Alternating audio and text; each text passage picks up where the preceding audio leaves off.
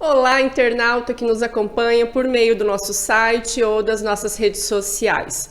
Hoje recebemos aqui mais uma visita no nosso estúdio, mas dessa vez a pauta não é política, vai ser segurança pública. Ao meu lado está a colega jornalista Ana Paula Wilson, que vai me acompanhar nesse bate-papo com a ilustre presença do nosso comandante da Polícia Militar, Daniel Zambon. Muito bem-vindo, capitão. Obrigado, Ana. Obrigado, Cris, pela oportunidade de estar aqui. Obrigado a todos que nos assistem também, né, para que a gente possa estar explanando sobre segurança pública e os nossos serviços da Polícia Militar que são realizados aqui no município e região. Capitão, no domingo a gente tem o segundo turno das eleições. No primeiro turno, já houve algumas manifestações, já houve um certo tumulto registrados tanto aqui em Marechal Rondon como em Pato Bragado. De que forma vocês pretendem se preparar para domingo? Exato, a gente imagina pelo tom da campanha, né, que estão bem acirrados, e a gente prevê uma grande comemoração de alguma das partes nesse dia, com uma grande movimentação nas ruas. Então a gente vai ter reforço de policiamento, né, em todos esses municípios e aqui em Marechal inclusive, e com a disponibilização também das nossas equipes táticas, né, Rotan, Batalhão de Fronteira, para que a gente possa estar acompanhando e atendendo qualquer necessidade aí que ultrapasse os limites aí da segurança pública, né, podendo dar uma resposta imediata aí ao cidadão de bem, ao cidadão que realmente está ali para comemorar a sua vitória, né, e que a gente possa ter uma tranquilidade nesse momento. Então a gente vai ter sim um reforço bem significativo de policiamento nesse dia, tanto no período eleitoral, né, para que as pessoas possam exercer o seu direito de voto, quanto no posterior aí, no período de apuração dos votos. Esse reforço no policiamento ele vai ser específico em alguns pontos da cidade? Não, em todos os municípios a gente vai ter um aumento de efetivo, né? E vamos ter as equipes táticas de prontidão, né, para qualquer ação que se faça necessária. Mas a gente pode até dividir a operação, né, em dois momentos diferentes, né? O primeiro momento, que é o momento de votação, né, onde a gente tem a coordenação de todos os trabalhos pela Justiça, né? Então a gente tem aqui a Justiça Eleitoral, coordenada pela doutora Berenice, a juíza, né? E onde a gente tem o envolvimento de Polícia Federal, né? de Polícia Civil, de todas as unidades policiais, basicamente, que estão atuando na nossa área para garantir toda a parte de segurança e idoneidade dos votos, né? E daí, posteriormente, a gente tem o período de apuração, onde a gente espera aí uma movimentação de pessoas na rua maior, que daí fica direcionado à Polícia Militar. Então, a gente prevê um efetivo da Polícia Militar de prontidão nesse final de votação, né, para que a gente possa estar acompanhando essa movimentação das pessoas em toda a nossa região. Os números, a campanha em si, ela tem mostrado que está bastante acirrada e temos acompanhado isso no dia a dia. A comemoração, eu acredito que também vai ser assim, né? Seja de um lado ou do outro. Qual orientação o capitão dá para as pessoas, né? Assim, evitar de se concentrar no mesmo ponto de comemoração, enfim, às vezes um candidato X vai estar até um determinado momento na frente, de repente pode mudar, enfim, né? É complicado isso. Qual orientação o senhor daria para esses eleitores que pretendem sair comemorar o resultado do segundo turno? Exato, bem importante essa questão de manifestação, que ela não é impedida, né? Não há impedimento nenhum legal das pessoas saírem e se manifestarem. O que começa a causar problemas para a segurança pública é quando as pessoas começam a incidir em crimes, né? Então, crimes de insulto, de provocação, até realmente entrar em vias de fato ali em alguma luta, né? Então, qualquer situação que for constatada aí que a pessoa está fugindo à ordem pública, ou seja, incidindo em algum crime, a gente vai imediatamente atuar aí para garantir a normalidade. Então, a gente peça que as pessoas evitem de se confrontar os lados, né? A gente sabe que tem dois lados políticos aqui no município, né, nos arredores também, que as pessoas comemorem lá nos locais que estão, evitando passar na frente ou ir fazer provocações para os demais, né? E lembrando que, assim como outras situações em que há comemoração, como Copa do Mundo, campeonatos de futebol, nada muda em relação à legislação. Então, qualquer infração de trânsito vai ser atuada, qualquer situação que incida em alguma parte criminal, a gente vai estar pronto para atuar e conduzir. E a gente espera que o momento seja um momento de comemoração e não de danos aí ou prejuízo para qualquer parte, né? No primeiro turno, houve uma situação em Pato Bragado, no município de Pato Bragado, né? Quando houve a apuração dos votos. Inclusive, uma pessoa foi baleada. Como é que está isso, capitão, esse inquérito? Como é que está o andamento disso? Exato. A gente teve uma situação lá onde durante o final da apuração, um cidadão que estava na avenida soltou fogos de artifício em direção à viatura policial. E durante a abordagem, esse cidadão acabou se evadindo com o veículo, comprovadamente estava embriagado, né? E não acatou as ordens policiais. E no momento que ele foi ser abordado, esse indivíduo tentou reagir à abordagem, se direcionando ao policial, né? O policial, no intuito de se proteger, efetuou um disparo ali, né? Posteriormente, essa pessoa foi socorrida, o disparo pegou de raspão, né, na perna desse cidadão. Então, a primeira parte foi o socorro desse cidadão, e o inquérito está sendo finalizado agora, sendo apurado tanto pela Polícia Militar quanto pela Polícia Civil, né, onde a gente deve encaminhar para apreciação da Justiça. Mas ali juntam diversos fatores aí que chamam até a atenção, né? Primeiro, a afronta, né, ao poder público e a situação de normalidade. E depois a situação de consumo de bebida alcoólica exagerado, né? São combinações aí que acabam resultando em situações que a gente não deseja, que trazem prejuízo, né? Então a gente chama atenção para isso, né, que as pessoas sejam comedidas aí no consumo de bebida alcoólica e que respeitem as autoridades, respeitem a posição dos demais, né, que a gente possa ter uma atuação tranquila para todos, né, não gere prejuízo para ninguém, né? Uma situação dessa poderia ter causado uma fatalidade ou uma situação de perda aí de membro, de movimento, que é o que a gente não deseja, né? Marechal Rondon teve uma diminuição no primeiro semestre de 2022 em termos de índices de criminalidade. Muito se fala em período cíclico, não tem como prever como vai ser no segundo semestre, né? Até ele não encerrar propriamente dito, né? Mas como é que está a situação atual? A gente pode dizer que o momento de criminalidade do município atualmente ele está mais tranquilo, mais tumultuado, mais conturbado, turbulento? É exatamente isso. A gente tem tantas variáveis dentro do crime, né, que fica difícil a gente atribuir assim especificamente a uma delas que está acontecendo. Mas a gente vem trabalhando já ao longo dos anos, né, a gente observa nas estatísticas, a gente vem reduzindo criminalidade na nossa região, né, principalmente de alguns crimes violentos que a gente tem, que são aqueles roubos à residência, né, que eu acho que é o que mais incomoda todo mundo.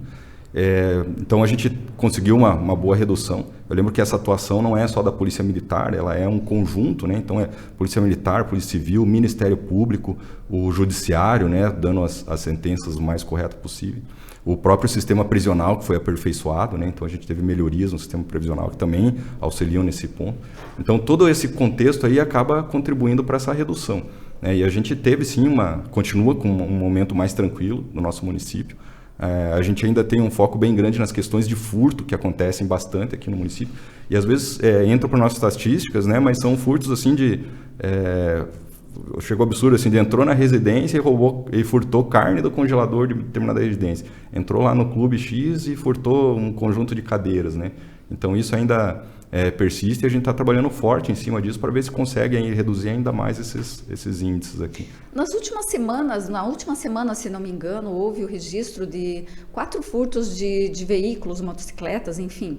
E aí o pessoal fala, tem uma onda de furto. Realmente estamos tendo uma onda de furtos maior do que a normalidade, digamos assim?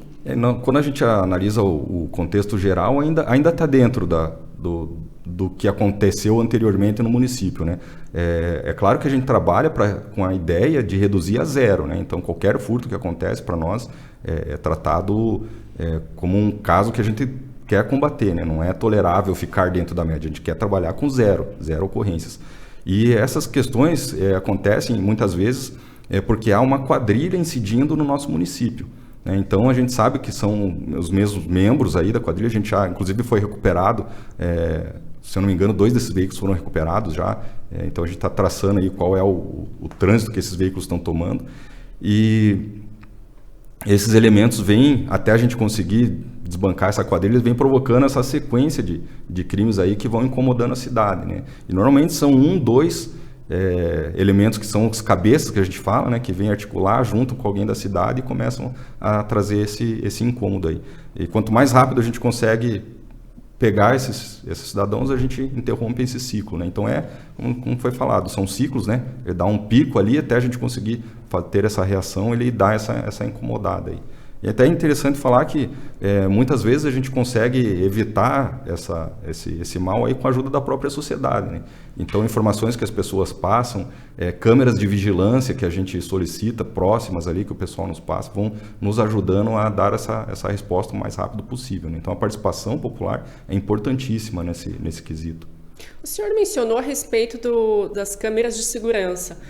Houve uma reunião na prefeitura, salvo engano, o senhor estava presente quando se discutiu a implantação de um sistema aqui no município.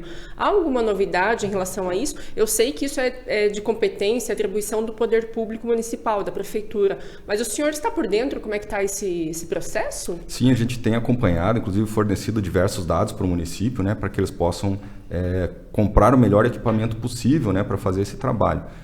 Então, a gente até conversou com o prefeito esses tempos, ele falou que está dando continuidade a esse projeto, né?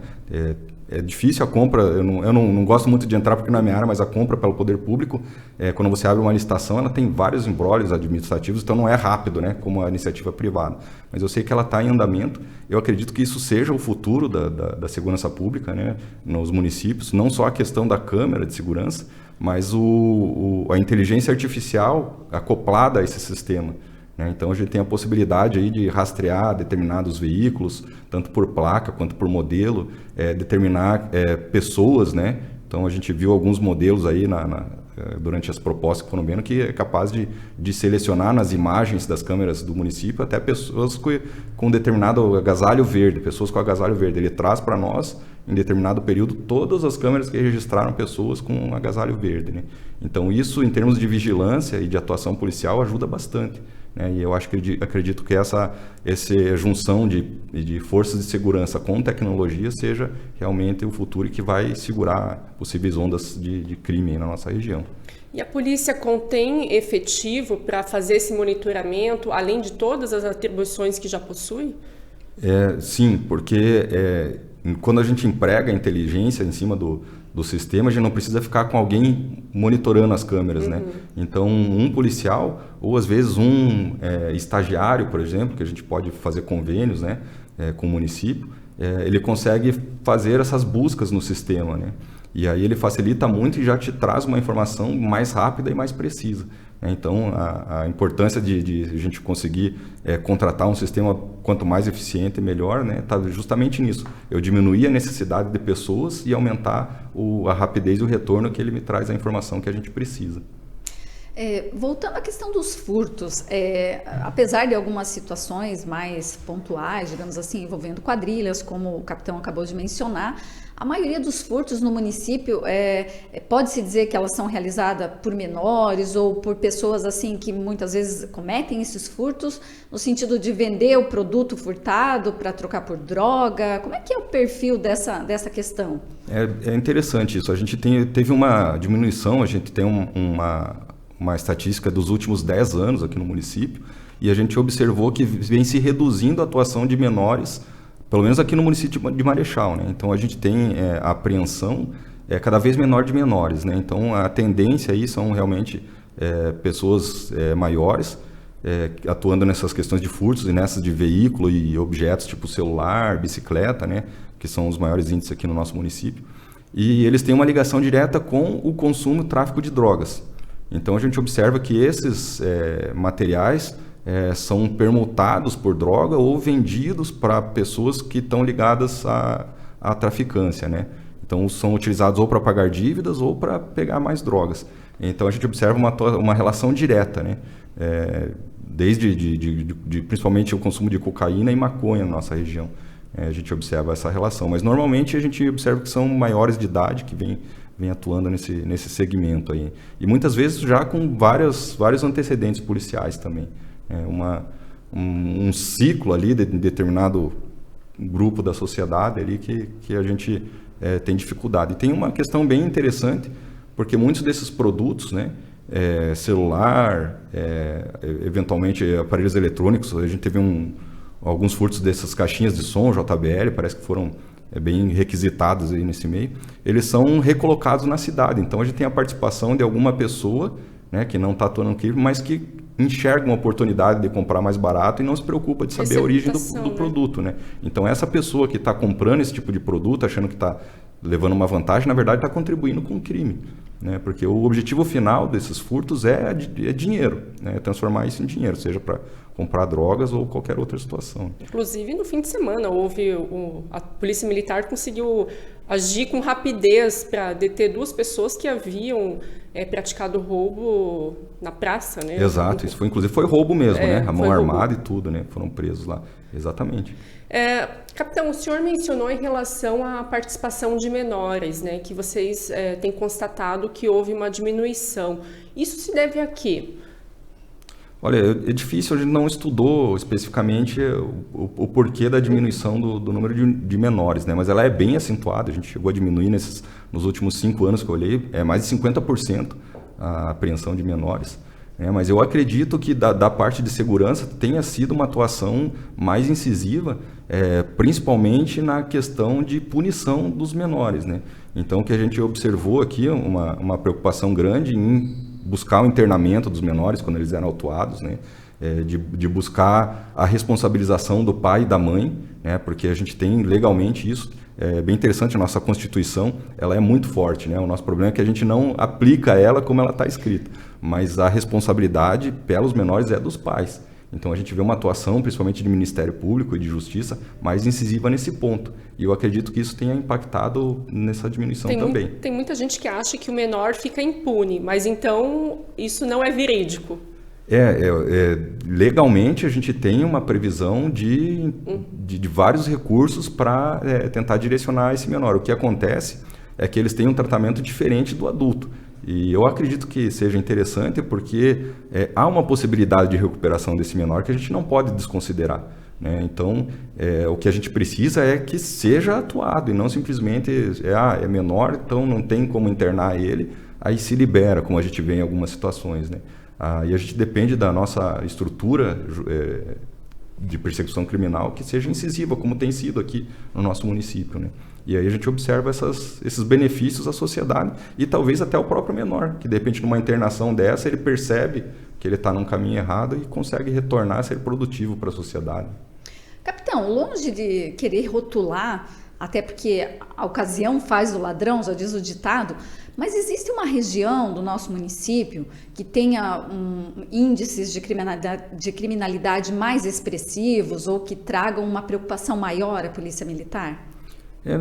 Felizmente não. Quando a gente olha o mapa crime do nosso município, ele é bem distribuído, assim, né? Não sei se isso é bom ou se é ruim, mas a gente tem um município muito próspero, né? E a gente não tem aqueles bolsões de miséria ou aquelas situações assustadoras que a gente vê, tipo Cracolândia, né? Em grandes cidades, né? Então eles estão bem distribuídos. O que a gente observa aí que o mais nos incomoda é ainda o consumo de drogas, né? Então a gente tem alguns elementos aí já até conhecidos no meio policiais aí que insistem, né, no consumo e na traficância e que ficam alimentando esses pequenos furtos aí no nosso município, né? Então a gente tem fortalecido a nossa rede de informações, inclusive um dos fatos que tem ajudado a segurar a criminalidade, né?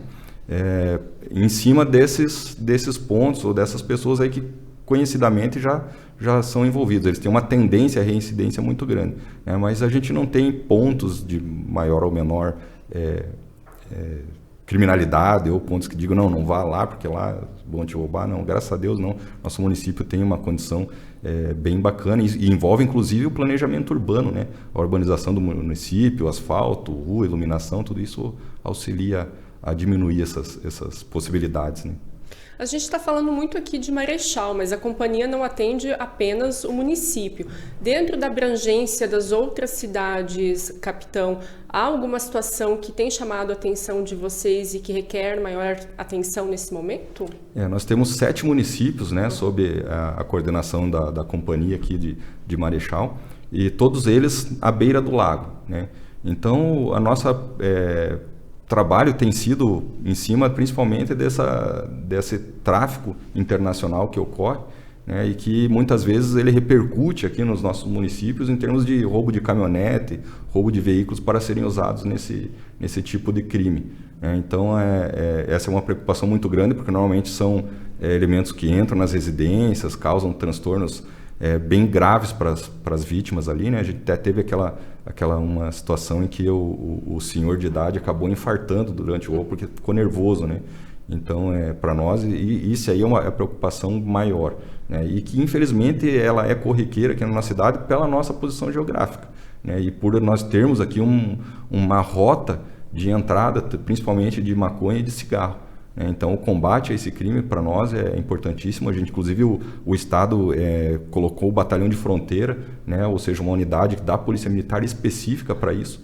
E nós, daqui da 2ª Companhia, ficamos daí para atender às cidades, né? Aos munícipes em si. Mas a gente troca informações, trabalha em conjunto para que a gente consiga dar uma segurada nessa criminalidade e poder manter o cidadão de bem, o cidadão trabalhador, os produtores rurais, né, que a gente tem aqui no nosso município em situação de tranquilidade. Eu vou ter que te perguntar, rola algum ciúminho ali em relação ao BPFROM? Olha, imagine uma família, né, uma família cheia de irmãos. Então, acontece de tudo, né? Dentro ali a gente tem as nossas ciumeiras, as nossas briguinhas internas, mas que nem eu digo sempre para nossa equipe, aqui dentro a gente se fecha e se resolve. Botou o pé para fora, para cima de criminalidade, de criminoso, vamos fazer o nosso trabalho 100%, né? Que essa é a nossa finalidade. Mas tem sim, institucionalmente a gente sabe que tem, mas assim, num geral, o nosso trabalho é conjunto, a gente divide muito informações, recursos, né? Estamos sempre trabalhando um com o outro ali. Mas é normal. E a gente tem o trânsito também, né? Desculpe, a gente tem o trânsito, tem policiais nossos que foram para o BPFROM, policiais do BPFROM que vêm para nós, né? Então, essa troca também é muito salutar. Eu até pergunto se rola um ciúminho, porque o BPFROM surgiu em 2015, salvo engano, já vai ganhar uma sede nova, viaturas novas, e a companhia, por enquanto, nada. Está mais de 40 anos, se não me engano, também na mesma sede. Não, tem sim, esses comentários internos tem, mas assim, somos todos policiais militares, né? E a gente está vendo lá, levantando a sede nova do BPFROM, inclusive com stand de tiro e alguns recursos ali que com certeza nós vamos usufruir também, né? Somos da mesma instituição. E a gente espera, assim, no próximo evento, já tem articulado, para que a companhia também receba investimentos, né? A gente trabalha para isso, mostra a necessidade e já está a documentação já em trâmite aí para que nós também tenhamos uma evolução que, na verdade, não é para eu, Capitão Zambô, ou para o policial militar, é para melhor atender a sociedade, né? Falava-se muito, até pouco tempo, em relação à instalação de um complexo de segurança, que seria um local que ia abrigar as forças de segurança, Polícia Militar, Corpo de Bombeiros, talvez a Delegacia de Polícia Civil. Esse assunto deu uma esfriada ou vocês ainda falam disso? Não, a gente ainda mantém essa proposta, né? Essa ideia, ela é uma proposta diferenciada, a gente não tem nenhuma construção dessa, né? No nosso estado, e acredito que a nível de Brasil a gente também não tenha algo assim nessa proporção, né? E a gente tem essa tramitação dessa proposta ainda. O que a gente precisa é do momento certo, porque envolve um recurso bastante alto de investimento do Estado, né? Então a gente precisa de um amadurecimento disso e um momento em que haja essa disponibilidade, né, de investimento. Então a gente teve agora um investimento alto no Batalhão de Fronteira e a gente espera que o próximo investimento seja nesse complexo de segurança, né, que vai envolver um trabalho grande, que não é simplesmente construir lá e entregar, né, mas existe uma articulação entre Polícia Militar, Corpo de Bombeiros, que também são militares, né, mas que vão trabalhar junto com Polícia Civil, né, previsto também o IML no local. Uma ideia em que a gente tenha um local onde a pessoa, o cidadão, precise de algum serviço de segurança pública, ele já tenha tudo junto lá, né? Porque não aconteça dele equivocadamente, como acontece, ele vai na Polícia Militar e fala, não é aqui, é na Polícia Civil, aí ele tem que deslocar para a Polícia Civil, né? Ainda que hoje está perto, né? Hoje já está mais perto, tá né? Perto. Mas dentro de um complexo, é exatamente essa ideia, inclusive, de otimização de recursos, né? Então, uma pessoa para secretariar fazer a recepção, né? Secretariar as instituições, um local de sala de aula, um local de auditório, onde todas as instituições compartilhem. Então, eu acredito que a ideia ainda está em amadurecimento e mais para frente a gente vai ter. O município já fez uma contrapartida bem interessante, que foi a alocação do terreno, né? O terreno já está disponibilizado para isso. Então, o que a gente está correndo atrás agora é de amadurecer essa ideia de como vai funcionar, né, para que a gente não brigue, né, institucionalmente, Vai lá no refeitório, ó, o policial, o bombeiro comeu o frango que era da Polícia Civil, né? O PM viu e não fez nada. Então essas coisas aí institucionais a gente precisa estar bem delineado aí, porque é uma situação bem diferenciada, né? Mas eu acredito que mais para frente tem uma grande chance de sair, porque é interessante para todos, né? E enquanto não sai o complexo, existe a possibilidade da Polícia Militar, a companhia, mudar de local, né, capitão? Exato. Então, que nem foi falado, nós já estamos há 40 anos num prédio que é bem pequeno, né, e precisaria de uma grande reforma aí, pelo uso mesmo, né, de desgaste. E daí nós tivemos essa proposta de ir para o prédio da Câmara dos Vereadores, assim que eles saíram para o prédio que eles estão reformando, o prédio novo que vai ser melhor também para o serviço do Legislativo. Então a tratativa está bastante avançada com o município, né, porque a gente depende da concessão do município, né, porque a gente acredita que até vai ser temporário, né, até a gente conseguir partir para o complexo de segurança, mas é uma boa perspectiva, um prédio maior, né, para melhor atender os munícipes e até o aumento da população e dos nossos serviços, né. Então a gente acredita que logo a gente vai ter essa nova sede, permitindo ali a gente também liberar o nosso espaço para o colégio, né, que também precisa daquele espaço. Capitão, a Polícia Militar, as forças de segurança como um todo, elas têm recebido um grande apoio, né? Como o senhor falou, tem muitas vezes o apoio do poder público e de outras instituições como o CONSEG, por exemplo, que tem sido um grande parceiro, tem ajudado na doação de equipamentos, tem ajudado na manutenção das viaturas. Como é que é isso? Isso faz toda a diferença no trabalho de vocês? Faz muita diferença. O CONSEG, né, hoje na presidência do subtenente da reserva Vitor, né, concentra várias lideranças do nosso município que auxiliam as forças de segurança aí, naqueles pontos, pequenos detalhes que muitas vezes o Estado, pela sua burocracia, demora a nos atender, né, ou às vezes por simples falta de recurso, né. Então, às vezes parece pouca coisa, né, pneu furado, por exemplo, de viatura. E às vezes a gente não tem o recurso próprio para resolver isso, é uma viatura que está deixando de circular por um negócio tão simples, né? Então o CONSEG nos ajuda nesse ponto de auxílio para a gente estar com maior mobilidade e também aproxima o município, a população das polícias, dos serviços, né? Então a gente tem as reuniões aí do CONSEG, que normalmente são feitas nos quartéis da polícia, do bombeiro, ou na Polícia Civil, ou no BP-Front, onde o pessoal traz essa demanda, os comandantes estão presentes e a gente articula, não só conforme as necessidades, mas entre nós mesmos. Então tem vários benefícios, eu acho que o CONSEG aí já há vários anos está trabalhando forte nisso, a gente agradece a todos que estão lá, né, e que resulta num resultado melhor para a população, né. A última atuação do CONSEG, que eu acredito que foi bem significante, foi a melhoria da nossa Central 190. Então foi um serviço que foi conseguido pelo CONSEG, depois a empresa doou para a gente boa parte do equipamento, então teve um custo bem baixo, e que o cidadão lá, quando ele está numa situação de emergência, em desespero, a hora de ligar 190, ele é melhor atendido pela polícia graças ao serviço do CONSEG, serviço local, né? Então é importantíssimo e a gente é diferenciado no município por ter esse CONSEG atuante. Se não fossem pelas doações e pelo auxílio que a Polícia Militar recebe por parte da sociedade, o trabalho da Polícia Militar ia ficar praticamente inviável, capitão? Não, ele flui, né? Mas ele flui de uma forma muito mais lenta, né? Quando a gente depende somente dos recursos do Estado, né? E às vezes são coisas simples assim que a gente tem que resolver, que burocraticamente a gente tem dificuldades e que o consegue suprir de uma forma mais rápida, né? Por exemplo, essa questão do pneu, né? Só para exemplificar, em algum momento ela seria suprida pelo Estado, mas entre demorar 3 dias ali para a gente conseguir fazer esse gasto, esse investimento e a gente conseguir na hora, já encosta lá e já arruma isso aí que o CONSEG vai pagar. Ou muitas vezes acontece assim, né? O Estado demora para pagar, né? Então a gente manda fazer a manutenção na oficina, o CONSEG avaliza lá, fala, eu coloco o dinheiro lá, mas quando o Estado pagar, a gente retorna, né? Então fica bom para nós que agiliza, fica bom para a mecânica que não fica com aquele recurso preso, né?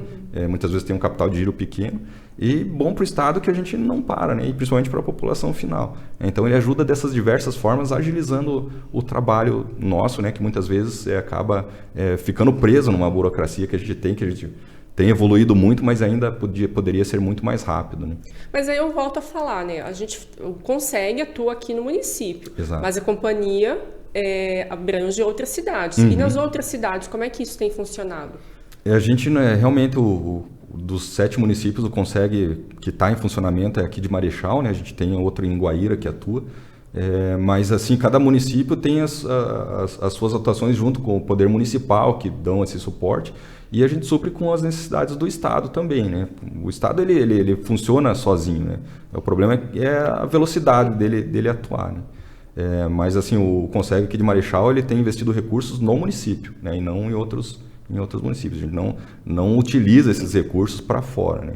Foi uma demanda, até teve uma proposta de que os municípios que pertencem à companhia viessem pertencer ao nosso conselho, mas não deu certo ainda, né? Tem as questões políticas aí, né? Envolvidas também, que a gente acaba se esbarrando, mas por enquanto o Consegue nosso ele é exclusivo de Marechal, né? Do município. Capitão, a gente acompanha diariamente os BOs, né? Nós recebemos os boletins de ocorrência da polícia. E a gente percebe sempre que tem a questão de ameaça, violência doméstica, atendimento a acidentes. Esses são os principais registros que a PM atende diariamente, sempre chamam a atenção, né? Especialmente violência doméstica. Exato. A gente chega a ter, às vezes, 3, 4 ocorrências de violência doméstica no mesmo dia aqui em Marechal. Então, é um número bem alto. Realmente são as maiores ocorrências que a gente tem. São ocorrências de trânsito e de desentendimento familiar, né? E a gente tem muita atuação em cima de Maria da Penha, né? Quando envolve a questão da mulher. E o que a gente observa é o envolvimento de álcool nesses casos aí. Então, a gente tem observado que talvez seja a pior droga hoje, é a droga que é legalizada, que é o álcool, né? Então, uma das partes, ou as duas partes ali, após a ingestão de bebida alcoólica, acabam se desentendendo e partindo para uma agressão física, onde a polícia é acionada, né? Então, a gente tem, sim, a gente tem uma preocupação grande, existe até o núcleo Maria da Penha aqui da Unioeste, que tem atuado em parceria com a gente, para a gente tentar orientar essas pessoas, né, para que esses ciclos não fiquem se repetindo. Mas, infelizmente, é bem corriqueiro esse tipo de ocorrência. Já que você falou em termos do álcool, o que o senhor acha? Qual que é a sua opinião em relação à legalização de maconha? Eu sou totalmente contra. Eu acho que, assim como o álcool, por ser legalizado e facilitado, é a droga que mais nos incomoda, se a gente tiver uma facilitação de outros tipos de droga, a gente vai estar facilitando a sociedade a utilizar alguma coisa que não traz benefícios, né? Então, cientificamente, né, e estatisticamente é comprovado que não traz nenhum benefício. Eu não vejo por que facilitar o consumo desse tipo de insumo, de substância pela sociedade, né? Eu acredito que a gente tem observado ali com atenção alguns lugares que permitiram a legalização, né, e a gente não vê ganho social nenhum com esse tipo de substância, né? Então eu acredito que não seja um caminho que vai trazer benefícios reais para a sociedade. Eu não digo como instituição, né, como pessoa, pelo que a gente tem observado, eu sou contra. Não traria benefício. E qual é a sua opinião em relação à questão de redução da maioridade penal? Eu acredito que é uma proposta interessante, principalmente em termos de punibilidade daquele cidadão que, embora tenha ali seus 16, 17 anos, ele já tem uma maturidade suficiente para saber o que ele está fazendo. Agora, a gente tem que se preocupar como isso vai ser operacionalizado, né? Não adianta eu colocar um cidadão lá de 16 anos dentro de uma cadeia que hoje está faccionada pelo PCC, né? E esse cidadão se fortalecer como um criminoso lá dentro, né? Receber incentivo e amparo de um crime organizado, e daí ele cumpre lá seus 4, 5 anos de prisão, né? Vai sair dali no auge da sua idade, da sua capacidade física, lá em torno dos seus 20 e poucos anos, mais forte no mundo do crime, né? Então isso é uma coisa que tem que ser pensada, né? Como que eu vou agir com esse cidadão de 18, de 16 a 18 anos, né? Eu vou colocar ele junto na cadeia ali com demais presos? Como é que vai ser isso aí? Então eu acredito que o enrijecimento penal no Brasil é necessário, né? O nosso Código Penal ele é bom, né? O nosso problema é o Código de Processo, que ele tem muitas brechas ali para a pessoa cumprir pena domiciliar, para cumprir pena em liberdade, redução, né? Eu acredito que uma atuação ali seria mais eficiente do que a redução de maioridade. E aí permitindo internamentos com maior facilidade, locais onde esses jovens aí possam pagar pelos seus crimes e ter uma chance de se recuperar, né? Então eu acho que tem que ser analisada a operacionalidade disso aí. Não adianta só reduzir e jogar esse povo aí dentro do cadeião, que não vai, talvez a gente tenha um prejuízo até maior, né, em relação a essa ação. Capitão, em julho nós tivemos aqui em Marechal o lançamento de uma operação permanente de segurança rural. É um programa que está acontecendo em nível de estado e que é operacionalizado pela Polícia Militar. Nesses poucos meses de atuação, como estão os trabalhos? Exato, a gente designou equipes específicas para estarem circulando na área rural da nossa região, né? Então tem equipes em todas as companhias do nosso batalhão, né, em diversos municípios, e que eventualmente a vantagem de se trabalhar dessa forma é que eventualmente a gente observando alguma tendência de criminalidade, de aumento de criminalidade em alguma região, essas equipes passam a se direcionar para estancar, né, e conter essa criminalidade focada no produtor rural, né, no maquinário agrícola, nos insumos que eles têm, ou na incidência de algum furto ou roubo aí nessa região. A gente obteve já bons resultados em termos de apreensão de armas e também os crimes que permeiam aqui de contrabando de cigarro e de drogas, né, são constantes esse tipo de apreensão. Então a gente teve resultados positivos nessa modalidade, né, e a gente espera um incremento dessa tendo em vista que a nossa área é predominantemente agrícola, né, a gente espera incrementar essa modalidade com a formação das escolas, né, de soldados que estão ocorrendo nesse momento, né, na nossa região. Então, deu certo e a gente está com a perspectiva de aumento aí dessa modalidade de policiamento. Capitão, o senhor faz parte do Conselho Executivo de Trânsito, certamente participa das reuniões. Qualquer mudança relacionada ao trânsito passa pelo COETRAN. Mas quando há mudanças, isso causa uma dor de cabeça na Polícia Militar devido ao índice de acidentes? Exato. A gente teve mudanças bastante grandes no trânsito aqui em Marechal, né? E que em alguns pontos ali a gente realmente teve ali pessoas que não se atentaram, né? E que a gente teve uma incidência de aumento de acidentes. E não é nem por falta de sinalização, é por desatenção mesmo. Exato, desatenção. Às vezes a pessoa num dia passou e viu e no outro dia esqueceu, passou lá e a gente observa esse relato aí nos acidentes, né? Então realmente, mas a gente acredita que as mudanças aí elas são para beneficiar a mobilidade no trânsito, né? Porque a gente tem um aumento real de veículos circulando. Então a gente precisa estar atualizando constantemente as vias, a questão de estacionamento aí para que a gente possa dar fluxo a esses veículos, né? Mas são fases aí que a gente passa, né? A gente tenta atuar, pela Polícia Militar é uma atuação mais repressiva, né? Então a gente busca lá fazer pontos de bloqueio nesses locais aí para dar uma pressionada àquele cidadão que está circulando sem habilitação ou com o carro ou sua moto em situação irregular aí para a gente tentar dar uma reduzida nesse acidente. Mas a gente depende muito do comportamento das pessoas também, né? Dirigir com atenção, não estando sob efeito de cansaço ou qualquer tipo de droga aí para que a gente tente reduzir esses acidentes. Hoje, quais são os pontos mais problemáticos do município na questão de trânsito? Olha, horários de pico, né, que a gente tem, então início da manhã, meio-dia e final da tarde são os horários que mais acontecem e na área central. Nossos acidentes são sempre na área onde circula o maior número de pessoas, né? E colisão em cruzamento, né? Cruzamento de vias, ou seja, alguém não parou quando deveria ter parado. Esse que é o que mais acontece aqui no município. Isso se deve à falta de educação no trânsito, imprudência? Qual que é a sua opinião? É falta de atenção mesmo. Então a pessoa, por algum motivo, está circulando com pressa, né? Quer deslocar rápido e essa pressa, somada aí à desatenção, muitas vezes celular, inclusive, a gente tem observado, né? Ocasionam esse acidente, né? A pessoa deveria ter parado numa preferencial e não parou porque não prestou atenção e o outro que vinha no caminho certo acaba sendo vítima aí dessa colisão. Capitão, por que vocês não fazem operação com radar aqui no município?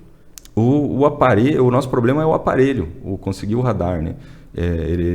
Alguém precisa fornecer esse equipamento e esse equipamento precisa passar por uma aferição anual que é bem cara pelo Inmetro, né? Além do aparelho, ele tem que ter um relatório de validação, né? Então a gente tem essa dificuldade técnica desse aparelho, de não ter esse recurso, né? E eu acredito que até hoje não se teve também o interesse de colocar essa questão em velocidade. Então a gente trabalha com outros artigos, né? Fiscalização de habilitação, fiscalização de veículo, às vezes apenas o posicionamento do policial nos locais onde dá maior acidente, notificando quem não para na preferencial, quem não dá sinal, quem está falando no celular, né? A gente tenta suprir dessa forma. Realmente não acredito que o radar, a gente não sabe, né, se reduziria tanto assim o número de incidentes. Embora a gente saiba que tem alguns veículos aí que exageram, né? E quando dói no bolso, muito motorista começa a tomar mais cuidado também. Exato. Mas a gente tem recursos que também supram. Por exemplo, a direção perigosa é um artigo previsto, né? Que às vezes o cidadão que está lá dirigindo em alta velocidade, costurando no trânsito, igual a gente observa nas avenidas ali, ele é autuado nesse artigo de direção perigosa que prevê já de imediato a suspensão da habilitação. Então, às vezes, ele nem chega a ser abordado pela Polícia Militar, mas daqui a uns 4, 5 dias ele recebe a notificação do Detran lá informando que ele foi flagrado pelo agente de trânsito, né? Ele tem um prazo ali para ele se manifestar o direito de defesa, né? Mas se ele não fizer de forma bem incisiva, com certeza a palavra do agente vai valer mais e ele vai ter a habilitação suspensa. E aí já aconteceu, né? Às vezes são figurinhas carimbadas no município, a gente sabe que o camarada está com a carteira suspensa, ele vai lá insiste em estar habilitado, aí a gente aborda e aí ele comete um crime, né? Ele está dirigindo com a carteira suspensa. Capitão, você falava há pouco da questão das ocorrências, especialmente de violência doméstica, do envolvimento da questão do álcool, né? Geralmente acontece depois que a pessoa está alcoolizada. E como é que é essa questão do comportamento do condutor dirigir embriagado? São atendimentos que chamam a atenção localmente na nossa microrregião? A gente tem uma incidência grande aqui no nosso município, né? Da pessoa dirigir alcoolizada. Às vezes ele acha que está muito perto de casa, mas eu estou aqui pertinho, eu vou só até ali, né?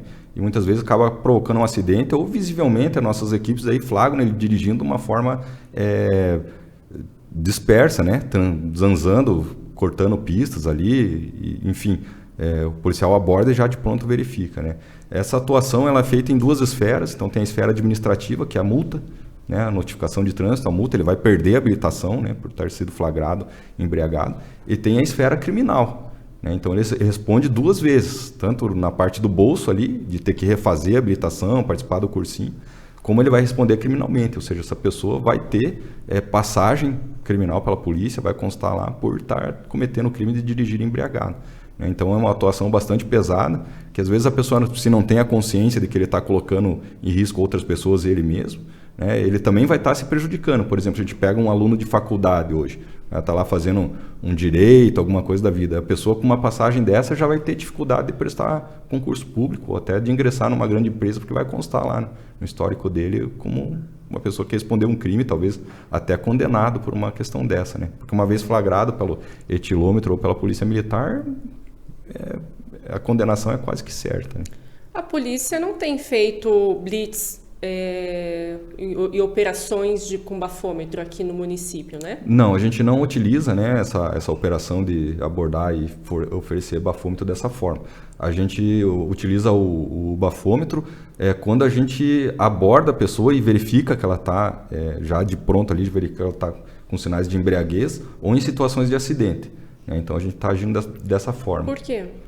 Não, na verdade, a gente não tem efetivo para fazer constantes blitz nesse sentido, e eu entendo também que a pessoa precisa ter pelo menos um sinal, né, de que ela esteja realmente cometendo um crime para a gente...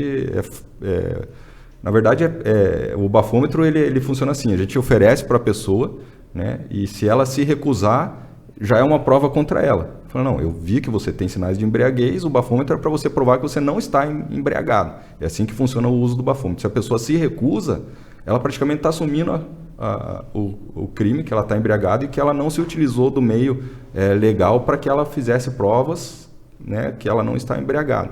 Então, como a gente trabalha dessa forma, a gente não faz o forçamento gratuito da pessoa, né? A gente aborda e sopra aqui o bafômetro para ver se pega alguma coisa ou não, né? A gente acha que isso mais incomoda a população do que traz benefícios, né? Você então acha a gente que tenta isso não permite uma melhor educação no trânsito quando a pessoa já sai de casa com aquele receio de que pode cair numa blitz? Ah, mas se ele beber e for flagrado pelas nossas equipes, né, principalmente saída de bar e em alguns determinados horários, né, com certeza ele vai estar sujeito a essa fiscalização, como a gente tem vários aí por semana, né? O que a gente evita é fazer o bloqueio e ficar pegando, de repente, pessoa que está indo trabalhar, pessoa que está deslocando para fazer bafômetro. Além de a gente estar utilizando o nosso tempo aleatoriamente, né, dispersamente, eu acredito que mais causa um desgaste para nós da polícia, para a pessoa, do que uma eficiência nesse sentido, né? Mas pode ter certeza que se a gente flagrar pessoas deslocando seu veículo ali, visivelmente embriagados, ou como a gente já observou, a pessoa tá segurando uma latinha dentro do carro, né? Essa pessoa está passível de fiscalização, e daí acontece isso. Aí, o senhor, por favor, pode fazer o etilômetro. Se a pessoa se recusar, falar, infelizmente eu vou ter que atuar, porque eu estou visualizando que você tem sinais de embriaguez e você não está querendo me mostrar que você não bebeu fazendo bafômetro, né? E aí ele é autuado e vai para o flagrante, tanto na parte administrativa como na criminal. Capitão, você comentou no começo da entrevista da importância da comunidade, né, ajudar a polícia, enfim, com denúncias, ou até mesmo na questão preventiva, né, você evitar de dar moleza, vamos dizer assim, para o criminoso agir, seja na casa ou no seu carro, deixar uma bolsa visível, enfim, nesse sentido. Qual é o perfil dos rondonenses e dos moradores da região? Eles colaboram bastante com a Polícia Militar? A gente tem conseguido uma boa colaboração na medida que a gente se aproxima do cidadão, né? Então, na prática, o que a gente observa é que se a pessoa não conhece o policial pessoalmente, né? É o soldado José que veio aqui e conversou comigo, então ela vai fazer a denúncia pro soldado lá, né? Se não é assim, as pessoas realmente têm receio de uma represália do criminoso, né? Então elas não se sentem confiantes. Então, o que a gente tem buscado é essa aproximação para que as pessoas tenham uma intimidade com a polícia, né, seja com o policial. Isso a gente tem conseguido através do CONSEG, através de atitudes nossas, dos nossos policiais, né, para que a gente consiga receber melhor esse tipo de informação, né? Então, as pessoas, o melhor policiamento é da pessoa que mora no local. Então, ele traz para nós, mudou um grupo de jovens ali que eu acho que está traficando, é um movimento estranho todo dia, né? Mas a pessoa só repassa para nós se ela tem essa confiança, essa intimidade pessoal. Realmente é um problema que a gente tem, não é fácil conseguir essa participação popular. A gente tenta quebrar uma ideia de que a polícia está ali só para reprimir, que a polícia é agressiva, né? Então até a gente não divulga muito, mas a gente recebe muito pedido: meu filho gosta de polícia, passe aqui em casa para cantar parabéns ou para trazer uma fardinha. Então essa também é uma forma, pode não parecer, mas uma forma de policiamento, porque a gente se aproxima da sociedade, ganha confiança e a gente recebe como retorno informações daquela região, daquele bairro, graças a essa proximidade, né? É uma forma de policiamento que eu acho que é a mais eficiente, né? A gente tem há anos isso conhecido como policiamento comunitário, que acontece em outros locais. A gente estudou muito o Japão, né? O Japão tem um sistema interessante onde o chefe de polícia ele recebe a casa para morar num determinado bairro e ele é polícia 24 horas. As pessoas precisam de alguma atuação, de alguma situação policial, eles vão lá, batem na casa lá, tal coisa aconteceu, assim. E aqui a gente não tem, né? A gente entra de serviço, terminou o serviço, acabou, você não é mais polícia. É um diferencial. Então lá ele gera, o policial é o fulano de tal. Aqui a gente não tem tanta proximidade, né? Mas a gente tenta fazer dessas formas aí para que a gente possa trabalhar conjunto cada vez mais, né? É isso então, gente. Capitão Zambon, agradecemos muito a sua visita, a sua participação aqui nesse nosso bate-papo. Eu que agradeço a oportunidade de estar trazendo essas informações, né? Que nem a gente falou, a ideia é trabalhar cada vez mais junto, tanto com a sociedade como os órgãos de imprensa, né? Que trazem tão boas informações importantes aí para que a gente tenha uma sociedade cada vez melhor. Então, agradeço imensamente e ficamos à disposição aí do que for necessário. Beleza, Ana Paula, muito obrigada também. E você, internauta, fique ligado, nos acompanhe, que essa semana ainda tem mais entrevista, viu? Até mais!